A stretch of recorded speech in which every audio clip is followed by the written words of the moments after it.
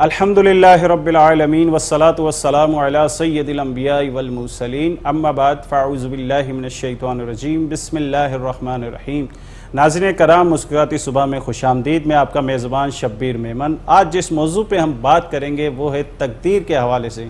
अक्सर लोग मुसीबत परेशानी में अपनी तकदीर को कोसते रहते हैं। तकदीर के हवाले से हम आपको बताएं कि अल्लाह रब्बुल इज़्ज़त ने इस ज़मीन और आसमान के बनने से 50,000 साल पहले कलम को पैदा किया और उसे हुक्म दिया कि तू सब कुछ लिख, जो कुछ दुनिया और आखिरत में होने वाला है उस सब को अब से लिख ले। और वो सारी चीज़ें लिखी जा चुकी हैं। कौन कब पैदा होगा, कौन कब, किसको कब मौत आएगी, किसका रिस्क कितना लिखा गया है, कौन कहाँ काम करेगा, कौन कहाँ कारोबार करेगा, किस वक्त किसको किस जगह पे मौत आनी है, कितना रिस्क उसको मिलना है, क्या क्या वो ज़िंदगी में अमल करेगा, क्या वो गुनाह करेगा, जो चीज़ें वो करेगा, जो इंसान जो जो काम करेगा वो सब पहले से लिख दिया जा चुका है।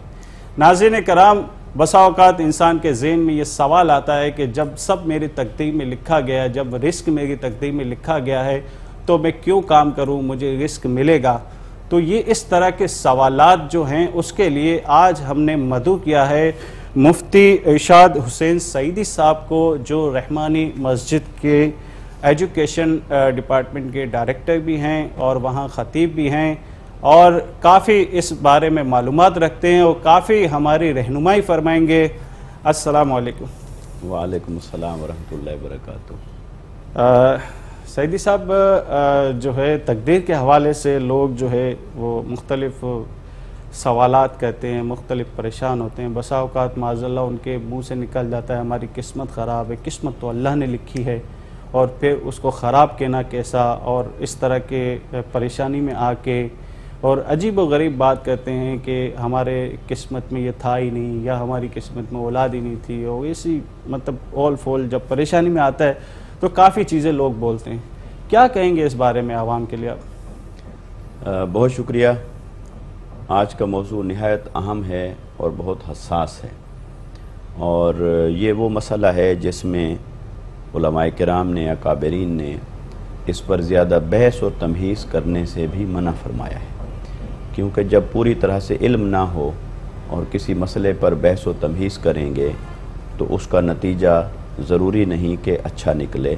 वो इंसानी ज़हन उसमें ख़ता का शिकार हो सकता है, और अगर इस मामले में किसी ख़ता का शिकार हो गया तो वो ऐसे समझें कि फिर रास्ते से भटका तो खाई में जा गिरा, और गुमराही के सिवा फिर उसका कोई नसीब नहीं रहता।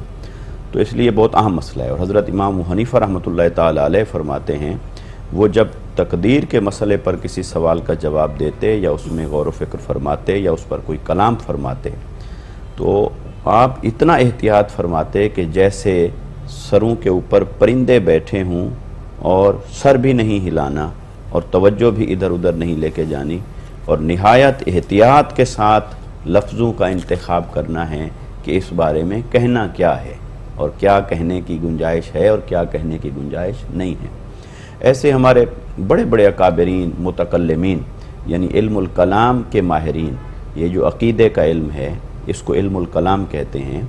तो इल्मुल कलाम के माहिरीन जो मुतकल्लिमीन कहलाते हैं, तो बड़े बड़े मुतकल्लिमीन इस मामले में बहस तमहीज़ नहीं करते थे, मुख्तसर करते थे, और मुख्तसर बात करके बाकी के ऊपर खामोशी इख्तियार करते थे। बल्कि अगर कभी गौर व फ़िक्र किया तो उसमें से हैरत के सिवा कुछ नहीं निकला, और मज़ीद गौर व फ़िक्र किया तो भी हैरत के सिवा कुछ नहीं निकला। इंसान हैरान रह जाता है इस समंदर में कि इस समंदर की गहराई क्या है। अब जो मसला है तकदीर का, इसमें जो आपने एक मैं इजमालन बात अर्ज़ कर देता हूँ शुरू में सामीन के लिए।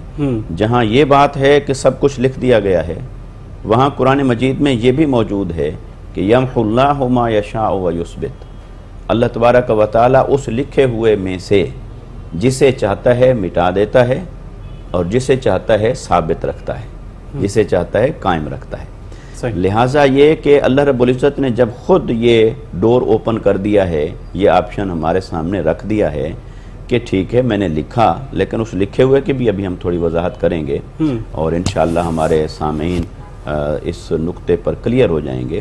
لیکن محض یہ کہہ دینا کہ لکھا ہوا، تو اس لکھے ہوئے کے بارے میں تو اللہ رب العزت نے یہ بھی فرما دیا کہ میں مٹا دیتا ہوں، لکھے ہوئے کو مٹاتا بھی ہوں.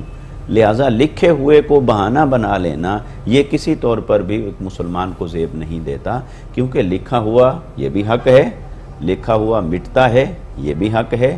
وہ کسے مٹاتا ہے، کسے قائم رکھتا ہے، یہ اس کی ثوابدید ہے اور اس کی منشا ہے. مثال کے طور پہ کہ کوئی آدمی کسی کے اوپر گن تان دیتا ہے، اس کو مار دیتا ہے، وہ کہے کہ وہ تو لکھا ہوا تھا، تو وہ بھی مطلب بڑا اس کا کہنا بھی عجیب ہے. ہاں نہیں، اس پہ ہم بات کرتے ہیں انشاءاللہ. اچھا، اب جو حدیث پاک جس کا آپ نے حوالہ دیا وہاں سے میں بات کو لینا چاہتا ہوں کہ اللہ رب العزت نے، یہ بخاری شریف کی روایت ہے، اول ما خلق اللہ القلم، اللہ رب العزت نے سب سے پہلے قلم کو پیدا فرمایا.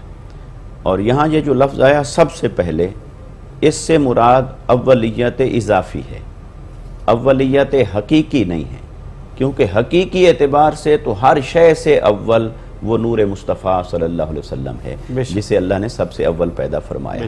لیکن آقا علیہ السلام کے نور مبارک کے بعد، اس کی تخلیق کے بعد، پھر اللہ رب العزت نے جب باقی مخلوقات کی ابتدا فرمائی تو پھر سب سے پہلے قلم کو پیدا فرمایا. اور یہ جو روایت ہے بخاری شریف کی، اور اسی سے یہ اولیت اضافی ہونا بھی اسی سے ثابت ہو جاتا ہے، کیونکہ اسی میں ہے. پوری حدیث یوں ہے کہ اللہ رب العزت نے اول ما خلق اللہ القلم ثم قال له اکتب فقال ما اکتب قال اکتب ما کان وما یکون او کما قال النبی صلی اللہ علیہ وسلم. فرمایا کہ اے قلم لکھ. تو اس قلم نے پوچھا کہ میں کیا لکھوں؟ فرمایا اکتب ما کان وما یکون، وہ لکھ جو تجھ سے پہلے ہو چکا ہے اور وہ لکھ جو تیرے بعد ہونے والا ہے. تو گویا قلم نے جو لکھا اس کے دو حصے ہوئے، ایک اس کا ماضی تھا اور ایک اس کا مستقبل تھا. ما کانا کے اندر اس کا ماضی ہے جو اس سے پہلے ہو چکا تھا. زبردست، ماشاءاللہ. تو اس سے پہلے بھی کچھ ہو چکا تھا. بہت خوب. وہ کیا ہو چکا تھا؟ وہ نور مصطفیٰ صلی اللہ علیہ وسلم کی تخلیق ہو چکی تھی. لہٰذا اسی قلم والی حدیث نے ہی بتا دیا کہ اس کا اول ہونا اول حقیقی کے معنی میں نہیں، اول اضافی کے معنی میں ہے. اسے باقی چیزوں کے مقابلے میں اول کہا جا رہا ہے، کل اشیاء کے مقابلے میں اول نہیں کہا جا رہا. کل مخلوق کے مقابلے میں اولیت تو نور مصطفیٰ صلی اللہ علیہ وسلم کو ہے، لیکن باقی اشیاء کے مقابلے میں اول ہونے کا اعزاز اس قلم کو حاصل ہے. اچھا، پھر اس نقطے پر آ جائیں کہ اللہ نے اسے فرمایا لکھ، پھر اس نے لکھ دیا. اب وہ جو قلم نے لکھا وہ کیا تھا، اس کو ڈیفرینشیٹ کر لیا جائے یہیں پر. یہ ہمارے جو اہل سنت کے عقائد ہیں وہ بھی اسی پر ہیں. امام نصفی نے اسی کو لکھا، امام ابو حنیفہ رحمۃ اللہ تعالی علیہ نے الفقہ الاکبر میں اسی کو لکھا. وہ یہ کہ جو اللہ رب العزت نے لکھ دیا لوح کے اوپر، اس تختی کے اوپر لکھ دیا، قلم کو حکم ہوا، جو اللہ نے لکھا اس کا درجہ حکم کا ہے یا صفت کا ہے، یا دوسرے لفظوں میں کہیں اس کا درجہ امر الہی کا ہے یا علم الہی کا ہے. کہ وہ جو کہا لکھو اور لکھ دیا، کیا وہ حکم کے درجے پر تھا کہ میں یہ حکم دیتا ہوں کہ اے انسان فلاں فلاں بندے تجھے جب میں پیدا کروں اور تو یہ کرنا، تیرے اوپر یہ کرنا لازم ہوگا، کیا وہ حکم کے درجے پر لکھا؟ اس کا جواب ہے نہیں. یہ ہمارے تمام علماء اور ائمہ اس کے اوپر متفق ہیں کہ اہل سنت کے، کہ حکم کے درجے پر نہیں لکھا، وہ امر کے درجے پر نہیں لکھا، وہ لکھا اللہ تعالیٰ نے اپنے علم کے درجے پر. ماشاءاللہ. اور قلم کو فرمایا لکھ، گویا اس نے علم الہی کو لکھ دیا. تو علم الہی کے تناظر میں اسے یوں سمجھیں گے کہ اللہ تعالیٰ نے قلم کو فرمایا لکھ میرا علم، تو اس نے اللہ کے علم کو لکھنا شروع کیا. اللہ نے اسے بتایا اور اس نے لکھنا شروع کیا کہ جب میں انسان کو پیدا کروں گا یہ انسان یہ کرے گا، وہ انسان یہ کرے گا، فلاں انسان یہ کرے گا، اس کا عمل یہ ہوگا، اس کا عمل یہ ہوگا. وہ اللہ تعالیٰ نے اپنے علم کی بنیاد پر لکھ دیا. علم کی بنیاد پر جو چیز لکھی گئی، آج کوئی کیسے کہہ سکتا ہے کہ ہم اس لکھے ہوئے کے پابند ہیں؟ بھئی آپ کو لکھے ہوئے نے پابند نہیں کیا، اس لکھے ہوئے نے آپ کو اس کے کرنے کا پابند نہیں بنایا. آپ جو کرو گے اس کا علم پہلے سے، جو آپ کرو گے، جو آپ کر رہے ہیں، اسے اللہ تعالیٰ نے اپنے علم مبارک سے لکھ دیا. اب چونکہ اللہ کا جو علم ہے وہ ایسا کامل ہے کہ وہ ہر قسم کے نقص سے پاک ہے، ہر قسم کی خطا اور کمزوری سے پاک ہے. اللہ کا علم مبارک ازلی اور ابدی ہے اور خطا سے پاک ہے، لہٰذا اللہ ہر انسان کے بارے میں جو کچھ جانتا تھا اس میں کوئی امینڈمنٹ نہیں تھی۔ اللہ انسان کے بارے میں جو کچھ جانتا تھا کہ یہ انسان جب اسے میں پیدا کروں گا اس کو اس طرح کے حالات کا سامنا کرنا پڑے گا، اور ان حالات میں یہ انسان یوں ریئیکٹ کرے گا اور یوں ریئیکٹ کرے گا اور یہ کرے گا۔ وہ جو اللہ کو علم تھا وہ اس کا علم پرفیکٹ تھا، ہر اعتبار سے پرفیکٹ تھا اور کسی خطا کا امکان نہیں، اس لیے اللہ نے اپنے اس علم مبارک کو لکھ دیا۔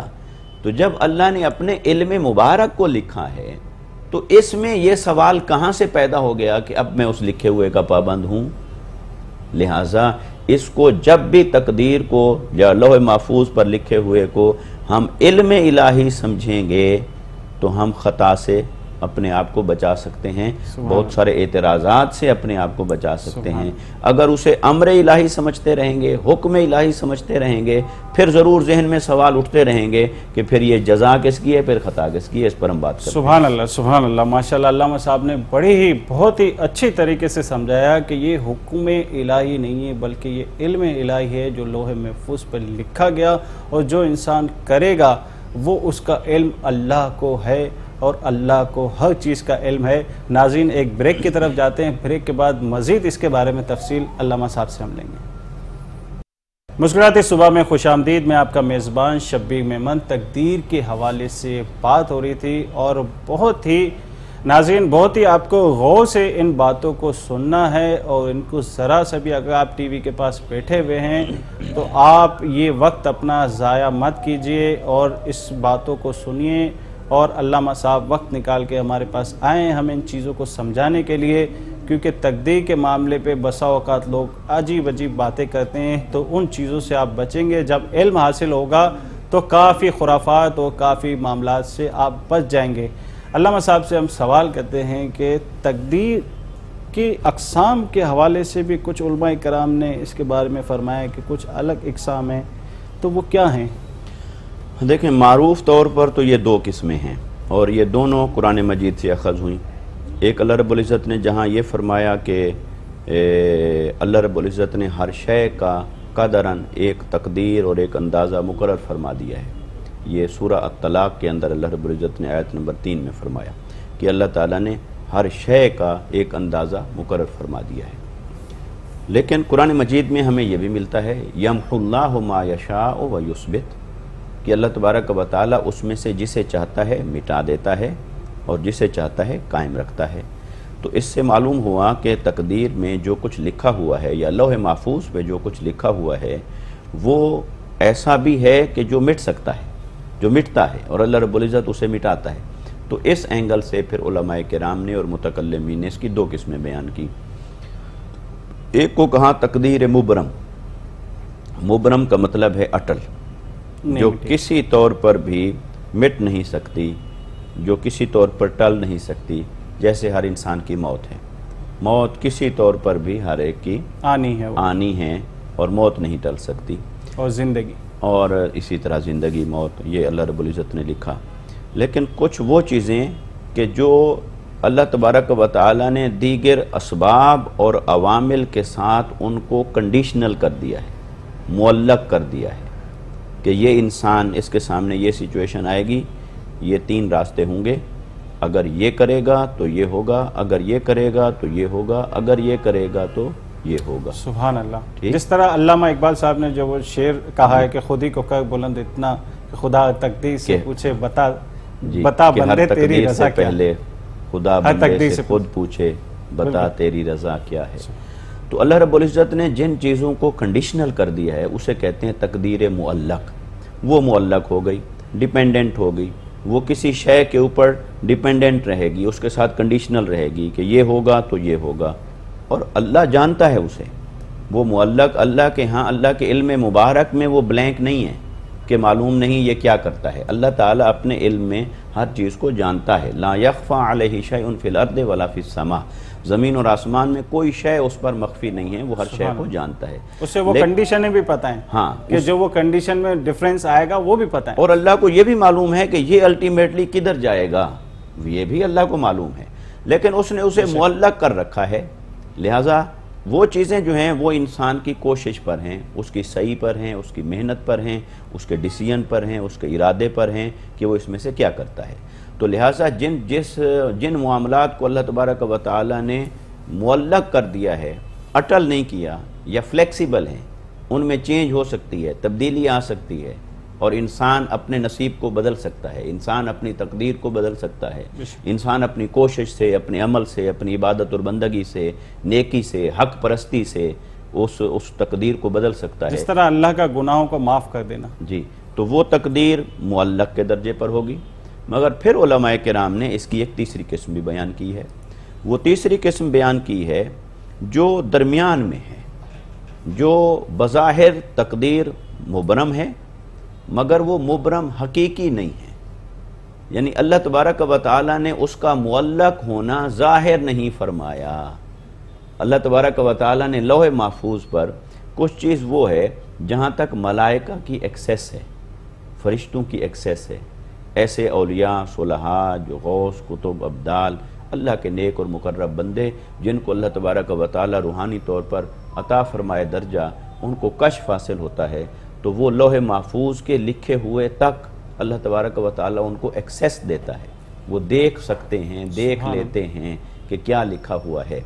ایسے انبیاء کرام بھی، لیکن تقدیر کا ایک وہ حصہ کہ جسے اللہ تعالی نے اپنے مقربین میں سے کسی پر ظاہر نہیں فرمایا، لیکن اس کے ہاں لکھا ہوا ہے کہ یہ اٹل نہیں ہے، یہ مبرم نہیں ہے، یعنی جہاں مقربین ملائکہ میں سے، انبیاء میں سے، صالحین میں سے جس کو اللہ تعالیٰ نے اس کا کشف عطا فرمایا، جس کو ایکسیس عطا فرمائی، انہوں نے دیکھا کہ یہ اٹل ہے، انہوں نے دیکھا کہ یہ مبرم ہے، لیکن اس کا مبرم حقیقی ہونا اور مشابہ با معلق ہونا یہ اللہ تعالیٰ نے ان پر ظاہر نہیں فرمایا، لہٰذا وہ دیکھیں گے ملائکہ مقربین یا انبیاء یا صالحین، وہ دیکھیں گے، وہ کہیں گے یہ اٹل ہے، یہ بدل نہیں سکتا، لیکن اللہ کے ہاں پھر بھی اس میں گنجائش ہوگی، لیکن یہ پھر وہی جانتا ہے۔ تو یہ جو تیسری قسم ہے،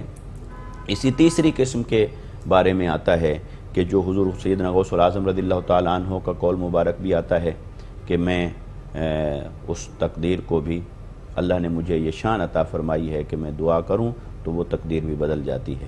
اور خود آقا علیہ السلام نے فرمایا، حدیث مبارکہ ہے، فرمایا کہ تقدیر کو کوئی شے رد نہیں کر سکتی سوائے دعا کے۔ فرمایا دعا ایک ایسی چیز ہے جو تقدیر کو بھی رد کر دیتی ہے۔ تو لہٰذا جب حدیث سے ہمیں ایسی چیزوں کا ثبوت ملتا ہے، اور پھر اگر صالحین اور مقربین اور اولیاء کاملین کے ملفوظات میں سے کوئی چیز ایسی ملے جس کا کنٹرڈکشن نہیں ہے حدیث سے اور قرآن سے، تو وہ ان کی شان ایکسیپٹ کرنی چاہیے، اگرچہ وہ ظنیات میں سے ہوگی، قطعیات میں سے نہیں ہوگی کہ کوئی اسے نہ مانے، کفر کا مسئلہ نہیں ہوگا، ایمان کا مسئلہ نہیں ہوگا، مگر بزرگوں کے جو مکشوفات ہوتے ہیں، جو ان کو کشف ہوا، جو ان کو کسی شے کا اللہ نے علم عطا فرمایا، ان کو شرح صدر عطا فرما دیا، تو وہ شے ہو بھی سکتی ہے، ماننی چاہیے، اور اگر کوئی نہیں مانتا تو اسے ہم کافر گمراہ بھی نہیں کہہ سکتے، کیونکہ وہ تو صرف قرآن اور حدیث کا درجہ ہے۔ اب تو تقدیر کی یہ تین قسمیں ہیں جو ہمارے اکابرین نے اور علماء نے بیان فرمائی ہیں۔ اب جب یہ قسمیں تین ہو گئیں تو اس سے ہم آہستہ آہستہ اب ہم اس دائرے میں آ گئے آج کی گفتگو میں کہ جہاں تقدیر کے دائرے میں فلیکسیبلٹی ہے، جہاں وہ چینجیبل ہے، جہاں وہ چینج ہو سکتی ہے، وہ چینج جہاں ہو سکتی ہے وہ بہت سارے معاملات ہیں، اور جہاں چینج نہیں ہو سکتی وہ گنے چنے ہیں۔ وہ اللہ تعالیٰ نے گنے چنے چند معاملات رکھے کہ جن میں کسی قسم کی کوئی تبدیلی نہیں، وہ اس نے باؤنڈری کھینچ دی کہ اس میں کوئی تبدیلی نہیں ہوگی، لیکن باقی میدان انسان کے لیے کھلا کر دیا کہ یہ اب تیری کوشش پر ہے۔ اس لیے اللہ تبارک و تعالیٰ نے آگے فرمایا لَيْسَ لِلْإِنسَانِ إِلَّا مَا سَعَىٰ، فرمایا کسی انسان کے لیے کچھ نہیں سوائے اس کے جس کی اس نے سعی کی، جس کی اس نے کوشش کی، ٹرائی کیا، جس کو سٹرگل کی، جد و جہد کی، محنت کی، وہ اس انسان کے لیے ہوگا۔ تو لہٰذا یہ ہمارے جو زندگی کے معاملات ہیں اس میں سے بہت ساری چیزیں تقدیر معلق کے درجے پر ہوتی ہیں، لہٰذا تقدیر کو بہانہ بنا کے اپنے عمل کی قوت کو مایوسی کا شکار نہیں کرنا چاہیے۔ اچھا، لوح محفوظ کے بارے میں آتی ہے کہ کچھ تقدیریں ایسی ہیں جو وہ مٹ نہیں سکتی، وہ کنفرم ہے، جس طرح موت ہے. اب کوئی جو ہے وہ گاڑی میں سفر کرتا ہے اور کہیں جاتا ہے، وہ ایکسیڈنٹ ہو جاتا ہے، اس کی موت ہو جاتی ہے، تو پھر گھر والے یہ سوچتے ہیں کہ کاش یہ وہاں نہ جاتا تو اس کی موت نہ ہوتی، تو اس کو تو وہاں جانا تھا. اس کے بارے میں کیا کہیں گے؟ دیکھیے، وہ جو چیز اٹل لکھی ہے وہ تو ہر حال میں انسان نے وہی کرنا تھا، لیکن وہ جو اس نے کرنا تھا کیا اس نے اپنے ارادے سے ہے. اچھا، اسی میں تقدیر کے مسئلے میں دو فرقے پیدا ہوئے. ایک فرقہ جبریہ کہلایا اور ایک قدریہ کہلایا. جبریہ نے کہا کہ انسان مجبور محض ہے، کچھ نہیں کر سکتا، تنکا نہیں ہلتا اللہ کی رضا کے بغیر. بے شک، یہ بات ٹھیک ہے. بے شک. اللہ کی مرضی اور منشا کے بغیر کچھ نہیں ہوتا، بھی یہ بات بھی ٹھیک ہے. لیکن اس کی مرضی اور منشا کی بھی آگے قسمیں ہیں. کچھ حکم کے درجے پر ہیں، تکوین کے درجے پر ہیں، کچھ انسان کے عمل، کچھ شریعت کے درجے پر ہیں کہ وہ کن چیزوں کو پسند فرماتا ہے اور کن چیزوں کو پسند نہیں فرماتا. اس کی ہم انشاءاللہ بات کرتے ہیں. تو لہٰذا وہ طبقہ ایک جو پیدا ہوا کہ انسان مجبور محض ہے، وہ کچھ بھی نہیں کر سکتا. انسان کا خالق بھی اللہ ہے، اس کے عمل کا خالق بھی اللہ ہے، پھر خیر اور شر کا خالق بھی اللہ ہے، پھر ہر شے کا خالق اللہ ہے، پھر وہ ایسا قادر مطلق ہے کہ اس کی امر کے بغیر کچھ نہیں، اس کی رضا کے بغیر کچھ نہیں، اس کے حکم کے بغیر کچھ نہیں، کوئی شے اس کے قبضہ قدرت سے باہر نہیں، کوئی شے اس کی طاقت سے باہر نہیں. لہٰذا ان دلائل کو، یہ دلائل اپنی جگہ حق ہیں، یہ دلائل غلط نہیں ہیں، فاسد نہیں ہیں، باطل نہیں ہیں، یہ دلائل اپنی جگہ پہ حق ہیں، مگر ان کا اطلاق اس معاملے پر یہ درست نہیں ہے. یہ اپنی جگہ پر حق ہیں مگر ان کا اطلاق اس معاملے پر کر کے بیٹھ جانا یہ غلط تھا. لہٰذا یہ جبریہ ہوئے اور یہ بھی گمراہی میں جا پڑے تقدیر کے مسئلے پر. پھر اسی طرح ان کے ریئیکشن میں ایک پیدا ہوا قدریہ. انہوں نے کہا انسان مختار کل ہے، جو چاہے کر سکتا ہے، اور نہ اللہ تعالیٰ انسان کے عمل کا خالق ہے. انسان کا خالق ضرور ہے مگر انسان جو عمل کرتا ہے اس کا خالق نہیں ہے اللہ تعالیٰ، اس کا خالق انسان خود ہے. تو لہٰذا یہ اس نے جو عمل کیا وہ عمل کا خود ہی خالق ہے، خود ہی اس عمل کے اوپر قادر ہے اور اس کو اختیار ہے، اس کو اختیار کل ہے. جس طرح ایک بچہ پیدا ہوتا ہے تو اس کے گھر والے اس کو جو ہے الگ الگ فطرت میں ڈالتے ہیں، کوئی مسلمان بناتا ہے، لیکن بیسکلی وہ جو ہے ایک اپنی فطرت مسلمانیت پر بھی پیدا ہوتا ہے. ہاں وہ بات بھی ہے، لیکن اس کے ساتھ ہم اٹیچ کرتے ہیں، لیکن اس کو ہم مکمل کر لیں. تو یہ جو دوسرا طبقہ پیدا ہوا قدریہ، تو یہ قدریہ بھی گمراہی میں جا گرے، کیونکہ انسان اپنے عمل کا خالق کیسے ہو سکتا ہے جب وہ اپنا خالق نہیں ہے؟ تو اپنے عمل کا خالق کیسے ہو سکتا ہے؟ اور کوئی بھی عمل انسان کرتا ہے تو اس عمل کے پیچھے تو انسان کا ارادہ ہے، انٹینشن ہے. تو ارادہ اور نیت ہے تو تبھی آگے عمل ہوا. تو ارادے کا خالق بھی اللہ ہے. تو وہ اور انسان نے اپنے ارادے کے ساتھ اس عمل کو جس طاقت اور قوت سے سر انجام دینا ہے اس طاقت اور قوت کا خالق بھی اللہ ہے. انسان توفیق بھی اللہ نے دی، وہ طاقت بھی اللہ نے دی، وہ ارادہ بھی اللہ نے تخلیق فرمایا. تو جب ارادہ اللہ کا دیا ہوا ہے اور اس ارادے کی تکمیل کے لیے جو طاقت اور توانائی چاہیے، استطاعت اور توفیق چاہیے، اس کا خالق بھی اللہ ہے، تو اس کے نتیجے میں پیدا ہونے والا عمل اس کا خالق انسان کیسے ہو گیا؟ تو لہذا وہ بھی گمراہی میں جا گرے. تو یہاں پر پھر اہل سنت کا یہ عقیدہ جو اعتدال پر مبنی ہے وہ سامنے آتا ہے، اور وہ یہ ہے کہ انسان اپنے اعمال کا خالق نہیں ہے. انسان کے تمام اعمال کا خالق پیدا کرنے والا اللہ ہے. اللہ تبارک و تعالی نے خیر کے اعمال کو بھی تخلیق فرمایا، شر کے اعمال کو بھی اللہ نے تخلیق فرمایا. اس لیے ہم تقدیر پر جب ایمان لانے کی بات کرتے ہیں تو ہم کہتے ہیں کہ خیر ہی و شر ہی من اللہ تعالی والبعث بعد الموت. تو خیر اور شر دونوں اللہ کی طرف سے ہیں. تو خیر کا خالق بھی اللہ ہے اور شر کا خالق بھی اللہ ہے. نیکی کو بھی اللہ نے پیدا فرمایا، بدی کو بھی اللہ نے پیدا فرمایا، اور نیکی کے اعمال بھی اللہ نے پیدا فرمائے، بدی کے اعمال بھی اللہ نے پیدا فرمائے. لیکن اللہ نے پیدا فرما دیے، پھر انسان کو شعور عطا فرمایا، پھر وہ فطرت عطا فرمائی جس کا آپ نے ذکر کیا کہ ہر کل مولود یولد علی فطرت اللہ، ہر بچہ اللہ تعالیٰ کی اس فطرت پر پیدا ہوتا ہے. وہ فطری شعور اللہ نے اسے عطا فرما دیا کہ اس میں یہ اچھا ہے یہ برا ہے، میں نے پیدا کر دیا ہے لیکن تمہیں چوائس دی ہے یہ نہیں کرنا اور یہ کرنا ہے. یہ کرو گے برائی تو اس کے نقصانات ہیں دنیا میں بھی آخرت میں بھی, اچھائی یہ کرو گے یہ میری پسند ہے, اس کے تمہیں ریوارڈ ملے گا, جزا ملے گی. تو جب اس نے خیر اور شر کو پیدا کر کے انسان کو فطرت بھی دے دی, فطری ہدایت بھی دے دی, پھر انبیاء کو بھیج کر اس کی رہنمائی بھی کر دی اور اس کو عقل سلیم بھی دے دیا, تو اب اس نے فیصلہ کرنا ہے جب, تو وہ اپنے اس فیصلہ کرنے کا جو نتیجہ ہے اس کا بھی ذمہ دار ہوگا. ایسا تو نہیں ہو سکتا کہ فیصلے وہ خود کرے, کیونکہ عقل اور شعور تو اس کو دیا گیا. عقل اور شعور دیا, ارادہ بھی دیا, نیت بھی دی, فطرت بھی دی, انبیاء کے ذریعے ہدایت بھی دی, اس کے بعد بھی غفلت, اور انسان کو طاقت اور استطاعت بھی دی, اور اس کے بعد وہ کرے کچھ فیصلے اور وہ ہوں غلط, اور وہ کہے کہ اب میں اس کا ذمہ دار نہیں ہوں کیونکہ اس برائی کو بھی اللہ نے پیدا کیا تھا. تو دیکھیے زہر بنانے والے بھی آخر ڈاکٹر ہیں اور تریاق بنانے والے بھی ڈاکٹر ہیں, اس کا علاج یعنی. اسی طرح تلوار بنانے والا اور بندوق بنانے والا بھی کوئی نہ کوئی کارخانہ ہے.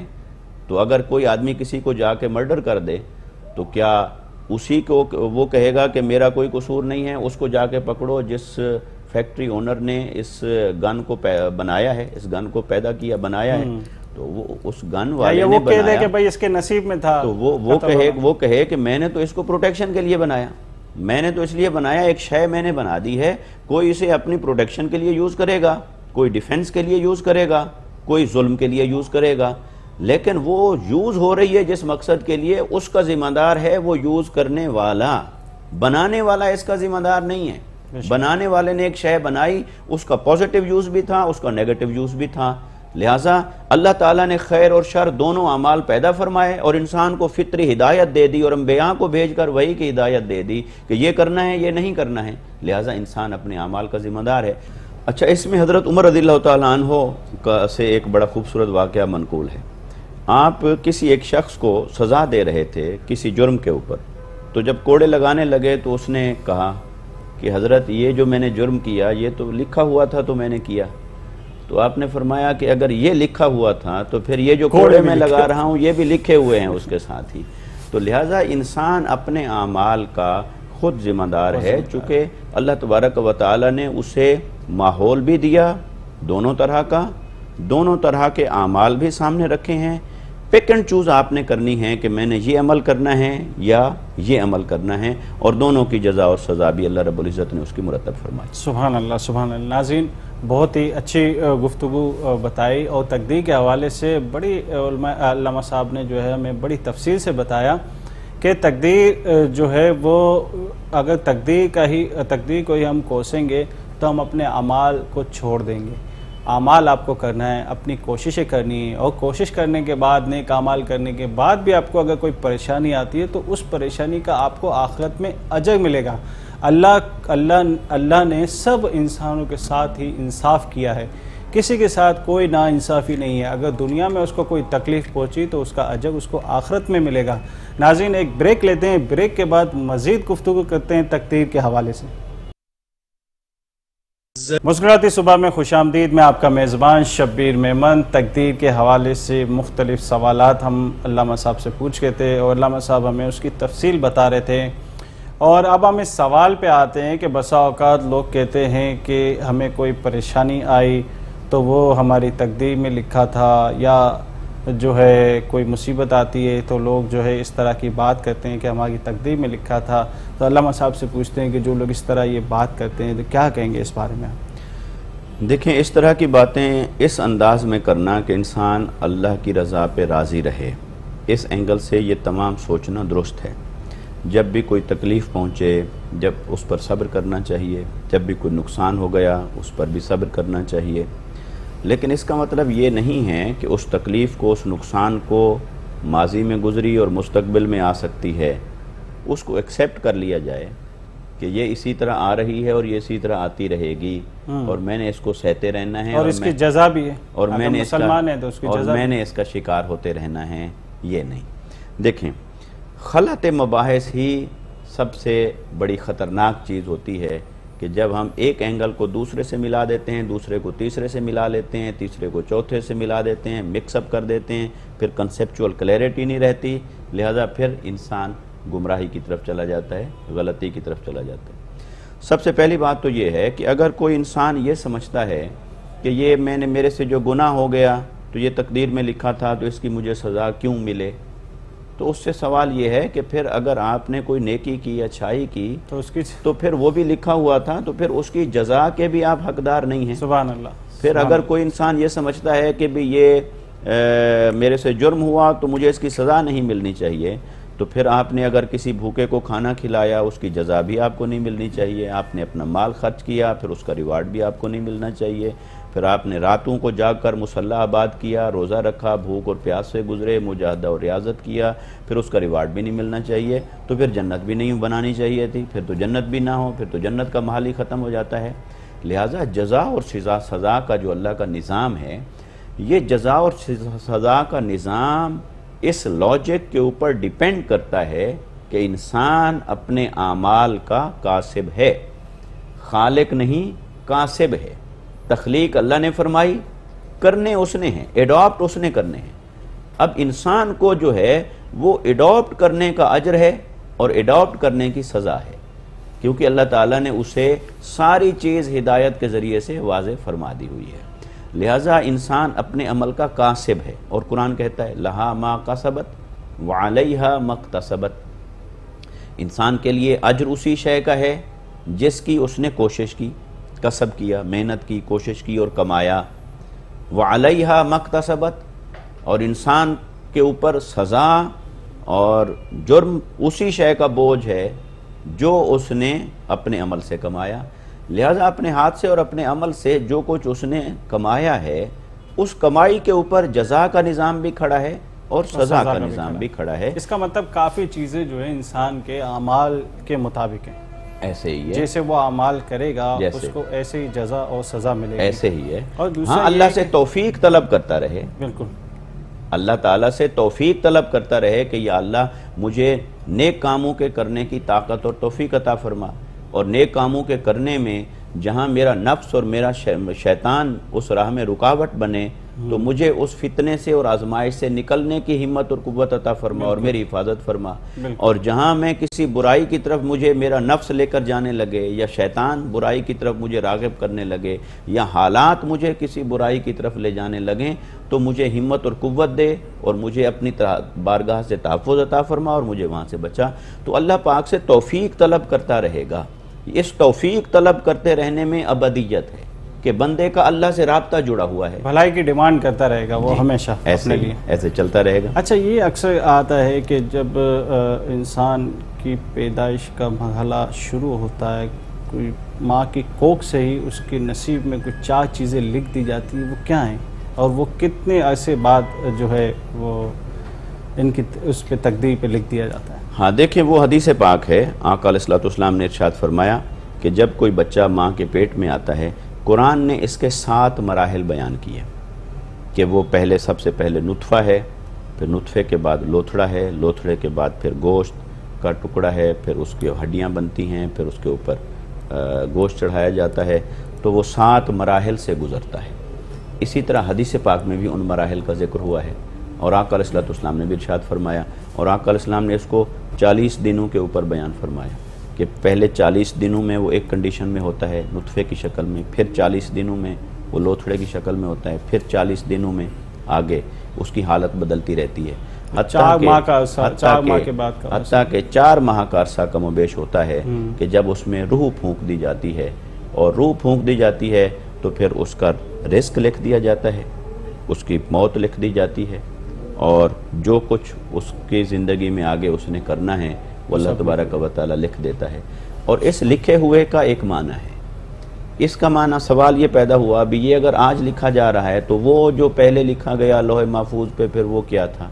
ٹھیک ہے، تو اصلاً تو وہی ہے جو لوح محفوظ پر لکھا ہوا ہے، لیکن اس لکھے ہوئے کو اللہ رب العزت ملائکہ کے ہینڈ اوور کرتا ہے، یعنی اس کے نفاذ کے لیے، اس کی امپلیمنٹیشن کے لیے، اس پر عمل درآمد کے لیے ایسے سمجھیں کہ فائل فرشتوں کے سپرد ہو جاتی ہے۔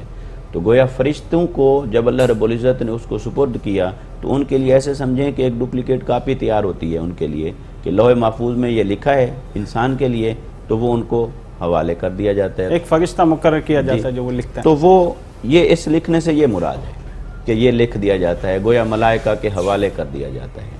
ایسے ہی شب برات کے بارے میں جو ہے اور شب قدر کے بارے میں ہے کہ بھی شب برات جو قرآن، شب برات جس کو قرآن نے شب لیلۃ مبارکۃ کہا، اور پھر کہا فیہا یفرق کل امر حکیم، اس میں ہر حکمت والے کام کا فیصلہ کیا جاتا ہے۔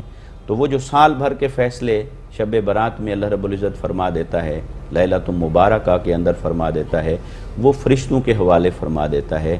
تو گویا کہ یہ ایسے ہے کہ یہ اللہ رب العزت کی مینجمنٹ ہے۔ اگر ہم اس کو اپنے عقلی اور دنیاوی اعتبار سے سمجھیں تو یہ اللہ رب العزت کی مینجمنٹ ہے، اور ملائکہ کا جو تقرر ہے اس کو قرآن نے خود بیان فرمایا فالمدبرات امرا، کہ یہ اللہ کے امر کی تدبیر کرنے والے ہیں فرشتے، اللہ کے امر کی مینجمنٹ اللہ ان کو سپرد کرتا ہے، وہ آگے کرتے ہیں۔ تو لہٰذا لکھا ہوا وہی ہے اصلاً جو لوح محفوظ پر ہے، اور وہ انسان کی تخلیق سے اور اس کائنات کی تخلیق سے پہلے لکھ دیا گیا، لیکن اب وہ لکھی ہوئی چیزیں اللہ رب العزت جب فرشتوں میں سے، ملائکہ میں سے جس جس کی ڈیوٹی لگاتا ہے، ذمے ہیں، وہ ان کے حوالے کرتا ہے، تو پھر لکھنے کی بات آ جاتی ہے۔ تو لہٰذا حدیث میں جب کبھی اس طرح کے لکھنے کی بات آتی ہے، اس سے یہ مراد ہوتی ہے کہ اللہ تبارک و تعالیٰ نے اس اپنے ازلی فیصلے کو، اس لکھی ہوئی شے کو ملائکہ کے سپرد فرمایا، اور ملائکہ کے سپرد جب فرما رہا ہو لہذا دعا کرو، اس رات میں جاگو، توبہ، استغفار، دعا، گریہ ازاری، عبادت اور بندگی، تاکہ اس آپ کے نیک عمل کی وجہ سے وہ جو معلق کے درجے پر کچھ ہے تو وہ بدل جائے، وہ آپ کے حق میں بہتر ہو جائے۔ اسی طرح جہاں کہیں بھی ہے کہ بھی یہ اس رات لکھا گیا یا فلاں دن لکھا جاتا ہے لہٰذا عبادت کرو، اللہ کی رضا حاصل کرو، تو اس سے مراد یہی ہے کہ وہ جو تقدیر معلق کے دائرے میں، میدان میں جو چیزیں ہماری ہیں، جو تبدیل ہونی تھی، جو فلیکسیبل ہیں، اللہ نے رکھی ہیں، وہ ہمارے عمل سے، ہماری عبادت سے، ہمارے تقوی سے، صدقہ و خیرات سے، جیسے کہا صدقہ بلا کو ٹال دیتا ہے، مصیبتوں کو ٹال دیتا ہے، وہ اس سے ہمیں اللہ تعالیٰ کی بارگاہ سے ایک فلیکسیبلٹی ملتی ہے۔ ایک انسان کی پوری سال کی جو ہے نا ورکنگ دیکھی جاتی ہے کہ اس نے پورے سال میں کیا کام کیا ہے، اب اس کے کام کا اس کو انعام دینا ہے، جزا دینی ہے یا سزا دینی ہے، وہ پھر اس میں جو ہے وہ چینجنگ ہوتی ہے۔ یہ آپ جیسے آپ دیکھیں نا، آپ فرض کریں جیسے آج کل کئی ملک، ریاستیں، کمپنیاں، کوئی پرائیویٹ کمپنیاں، وہ کوئی اپنا 50 ایئر پلان بناتے ہیں، کوئی اپنا 25 ایئر پلان بنائے گا۔ اب وہ جو پلان بنائے گا پھر اس کی ایگزیکیوشن آئے گی، تو ایگزیکیوشن تو ساری ایٹ اے ٹائم نہیں ہو جائے گی، تو اس پلان کی ایگزیکیوشن میں اس کے فیزز ہوں گے، یہ فرسٹ فیز ہے، یہ سیکنڈ فیز ہے، یہ تھرڈ فیز ہے۔ تو بلا تشبیہ اور بلا مثال یہ مینجمنٹ بھی جو کچھ ہمیں حاصل ہے، عقل سلیم سے حاصل ہے، اللہ کی مینجمنٹ تو اس سے 1000 گنا بہتر ہے، لاکھوں گنا بہتر ہے، اور ایسی ہے کہ ایسی مینجمنٹ کسی کی ہو نہیں سکتی۔ لہٰذا اس کا وہ جو اصلی پلان ہے وہ تو وہی ہے جو لوح محفوظ پر اس نے لکھ دیا، لیکن اس کی ایگزیکیوشن جب ہوتی ہے ہر انسان کے اوپر، پھر اس نے اس کے فیزز بنا دیے ہیں۔ لہٰذا جو معلق کے دائرے میں ہے تو اللہ نے انسان کو بتا دیا یمحو اللہ ما یشاء و یثبت، صرف تقدیر کو بہانہ بنا کے ہاتھ پہ ہاتھ دھرے بیٹھ نہ جانا، بلکہ میری بارگاہ میں جھکتے رہنا، مجھ سے طلب کرتے رہنا، مجھ سے توفیق طلب کرتے رہنا، تو میں وہ تقدیر جو معلق کے درجے پر ہے اس میں تجھے تیرے لیے بہتر سے بہتر کرتا رہوں گا۔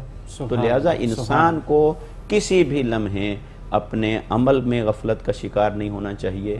جو توانائیاں اللہ نے اس کو دی ہیں، عقلی، جسمانی، مالی، کسی بھی اعتبار سے، ان تمام کو ایکسرسائز کرنا چاہیے، ان تمام کو یوٹیلائز کرنا چاہیے، اچھے مقصد کی خاطر آگے بڑھتے رہنا چاہیے، برائی سے ہر لمحے دور رہنا چاہیے اور بچنا چاہیے۔ یہ ایفرٹ اور کوشش انسان کے ذمہ ہے، کوشش کا نام ہی انسان۔ تقدیر پہ وہ جو ہے وہ تو برحق ہے تقدیر، لیکن جو ہے نا فوکس اس پہ نہ رکھیں، فوکس اپنے عمل پہ کریں، اور وہ جو اس کو اختیار میں ہے وہ چیزیں وہ کرتا رہے اب بھلائی کی، اور پھر جو ہے وہ اللہ سے دعا کرے کہ اللہ اسے اس کی جزا دے۔ یہ جو ہے اصل مقصد ہمارے ٹاپک کا یہی کنکلوژن ہوا۔ عمل جو ہے وہ ضروری ہے، اور وہ صرف اس بات پہ ڈیپینڈ نہ کرے کہ نہیں میری تقدیر میں تو یہ تھا، میری تقدیر میں تو یہ ہے، پتہ نہیں میری تقدیر میں کس کیا نہیں ہے۔ وہ اپنی کوشش کرتا رہے، جو اس کو اللہ نے اختیار دیا اس پہ وہ کرتا رہے۔ عوام کے لیے ایک میسج آپ سے لینا چاہوں گا اور پھر پروگرام کا اختتام کرتے ہیں۔ جی میسیج یہی ہے میرے لیے، آپ کے لیے، ہمارے تمام سامعین کے لیے، ہم سب کے لیے، کہ اللہ رب العزت کی رضا کو طلب کریں، ہمیشہ اللہ سے مدد طلب کرتے رہیں، کوئی مشکل پیش آئے اللہ سے رجوع کریں، کوئی تکلیف آئے مایوسی کا شکار ہونے کی بجائے اس کی رحمت طلب کریں، اور کوشش ہمارے ذمے ہے، ہر حال میں اپنی کوشش کرتے رہیں، چاہے اس کا آخری رزلٹ وہ نکلے جو آپ چاہتے تھے، اس عمل کے ذریعے سے جو آپ اینڈ رزلٹ چاہتے تھے وہ نکلے یا وہ نہ نکلے، پھر بھی کوشش ہمارے ذمے ہے۔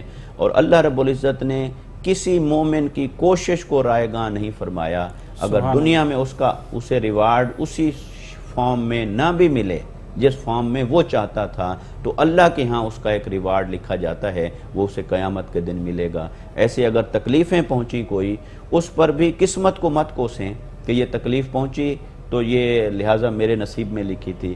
تکلیف دے کر معلوم نہیں کہ اللہ نے آپ کو اس سے بڑی تکلیف سے بچایا اور اس تکلیف کے اندر سے گزار کے آپ کو اپنی رضا عطا فرمائی، اور قیامت کے دن حدیث پاک میں آیا کہ اللہ رب العزت جب ریوارڈ دینا چاہے گا تو سب سے پہلے بلائے گا اہل بلا کو، وہ آ جاؤ جنہوں نے دنیا میں تکلیفیں سہی تھیں، سب سے پہلے ان کو ریوارڈ دیا جائے گا، ان کو نوازا جائے گا۔ سبحان اللہ۔ اور جن کو تکلیفیں دنیا میں نہیں پہنچی ہوں گی اس دن وہ رشک کریں گے، کاش ہمیں بھی کوئی تکلیفیں پہنچی ہوتی اور آج یوں ہمیں آنر دی جاتی اور یوں ہمیں نوازا جاتا۔